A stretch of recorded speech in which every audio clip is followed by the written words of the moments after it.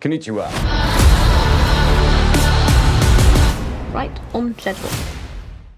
This is the Deflector shield.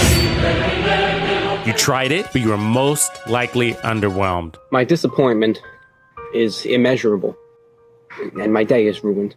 This new build turns all the Deflector's shield's flaws into advantages, so you can do less of this and more of this. Let's go. Rogue agent neutralized. The Deflector shield has its issues. For one, elites beam you in the forehead way too much, or the enemy won't shoot you at all. Then you find yourself staring into each other's eyes for an awkward amount of time. In either case, the shield is not deflecting bullets. What usually happens is players make a really strong shield, Prepare to meet your doom! dies counters with protection from elites. Tons of this. We rise again! Yeah! Wait, if the NPCs aren't shooting at the shield, why do you need maximum shield health? If they are shooting at the shield, why aren't they dead? Most chalk it up to a flawed skill. But what if I told you in this paradox lies the code to a great Deflector shield build? What if those fatal flaws became killer attributes? That's what this beautiful rainbow build aims to do. It has almost 2 million armor, headshots over 2.4 million with an 11 million strong Deflector shield hitting over 283,000. It's powerful and extremely effective. Before I break down the build, let's take a closer look at the shield. The first thing you need to know is that the Deflector shield has another talent. It can only be found here in tiny print. Directly on the shield, it has two parts. Deer in headlights debuff. When deployed, increased chance targets just stare at you. Confused. So when this is active, the target does not shoot back.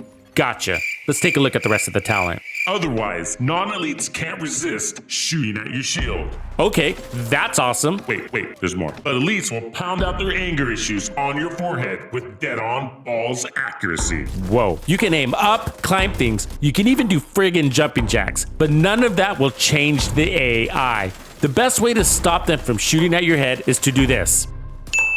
Was that too fast? Here it is again. Did you miss it? Okay, one more time. That's it. It's so basic, it's borderline ridiculous. It's often missed in most builds because the pistol is too weak, or they're loading up on body shots. But this is an amazing mechanic you need to use for your advantage. When you pop them, they don't just stop shooting at your head, they stop shooting altogether. One after the next. He won't shoot back. If they shoot at the shield, they get cut down to size. So no protections from elites is needed. This is all the protection you need. If you can lean into this with the right build, you're a wrecking ball. And this setup I have for you today is a thrill to play with. Two things contribute to a good shield build: shield strength and fast time to kill. The Deflector is more of an attack shield, but common Deflector shield builds are sort of upside down on how they are approached. There are moments when the shield is deflecting hellfire, but there are still far too many encounters where they are not shooting at your shield. And this fundamentally is why the Deflector shield should not be your primary weapon on whatever build you go with. So I dumb it down to this: too much shield strength equals waste, and too much skill damage also equals waste. So if the shield isn't our primary weapon, how will we kill? Look in your right hand.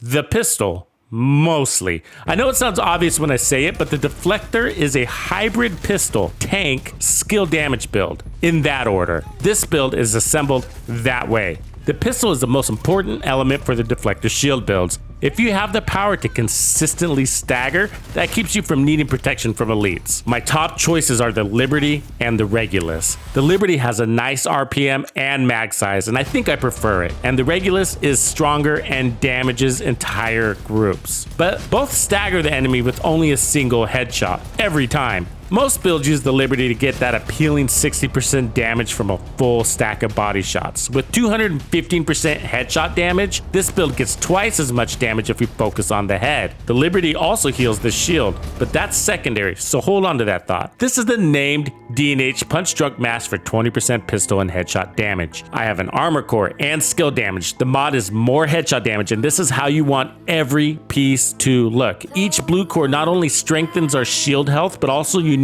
brings it to 6 skill tier damage output. We're running 3 pieces of Empress for the gloves, knees, and holster. and loving each attribute this set gives us. Skill health for a stronger shield, skill damage for the shield, and skill efficiency, which is more health and damage for the shield. We have a full set of armor cores on each piece. Be sure to check out this Dread Edict Exotic SVD build too. I made it in the build lab on Twitch, where all my builds are made and tested live with the community in unedited gameplay. Shout out to all the banditos at Tux's Players Club for supporting the channel and the Division 2 community in all the ways that you do. To say thank you, I create extra builds like this one for Tux's Players Club as member perks. You can find all of your member perks in this playlist at the top of my channel homepage.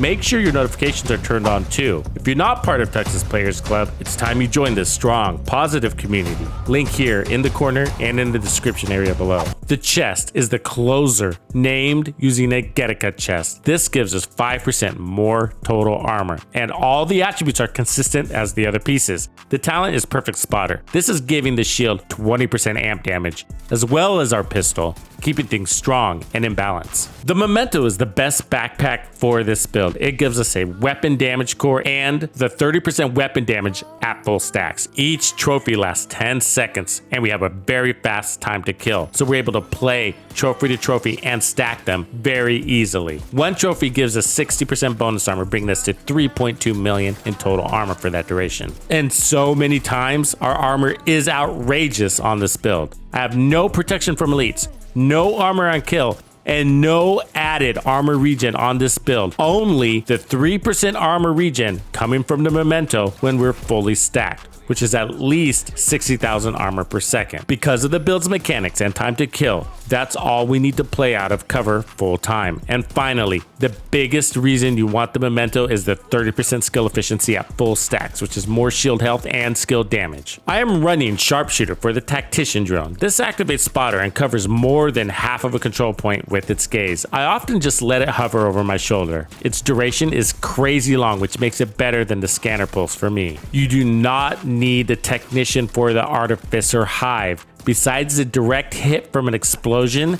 it's rare the shield will break. The Liberty and the 40% skill efficiency on the build is giving us all the heals and damage we need. The Liberty gains 2% weapon damage for each body shot, stacking 30 times. Headshots clear those stacks and repair the shield for 3% per stack. We're aiming for the head, but inadvertently hit the body at times. Even if that's only 2 to 3 rounds between headshots, that's 6 to 9% repairs on the regular. I don't think the Deflector shield is best for legendary strongholds. The Summit maybe, but not legendary missions. They punish you with too many explosives when you're out of cover. I am all for running different builds just for the sake of keeping it fresh. All else aside, it's just plain annoying to be staggered all the time by those explosives. Even if you're running the Bulwark shield, it's just annoying. And if you're going to play this shield from behind cover, are you just better off with a primary weapon and a kick-ass DPS build, or at least a turret and drone build? But if you're interested, here's a few Deflector builds I've taken into legendary missions. Finally, the Deflector. Without the Memento,